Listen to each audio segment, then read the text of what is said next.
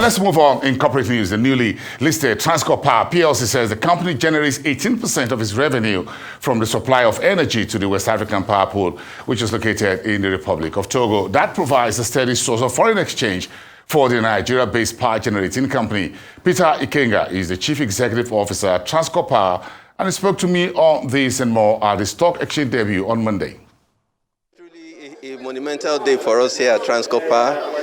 We acquired the asset took over the operational control of that asset in 2013. Our initial acquisition cost us about $300 million US, and we immediately went to work as part of our DNA, making massive investments into the plant.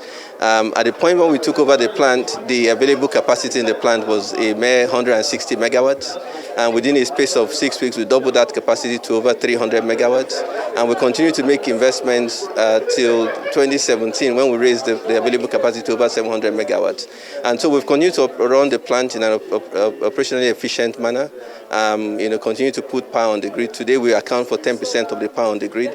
We've made substantive investment in the plant. And today, the market has recognized that the value that we have added to that plant, and that's why our valuation came in at over 1.8 trillion. And today, as you know, we closed, up 10% in market valuation, and we're just under 2 trillion on the first day of trading.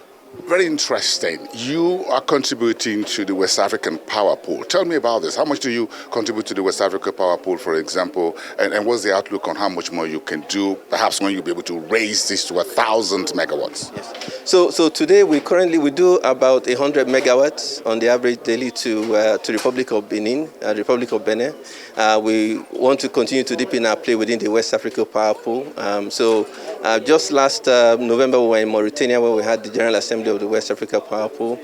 We are inducted into the executive board of Wapp, West Africa Power Pool, and we're already having conversations to deepen our play within the West African continent. And those are some of the things that have given us the confidence to increase the level of capacity within our plant. So as I speak to you today, we have projects on ground we're executing. In the next 8 weeks, we'll add additional 125 megawatts to the grid.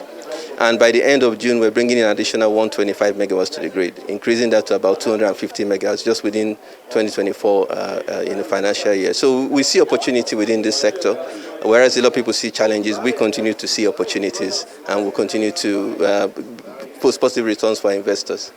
Is there somewhere in your books or strategy where you're thinking of operating beyond Nigeria's selling some of your power generation to neighboring countries in West Africa, beyond the West Africa power pool, on a commercial basis? So we'll continue to look at opportunities. We're exploring the landscape.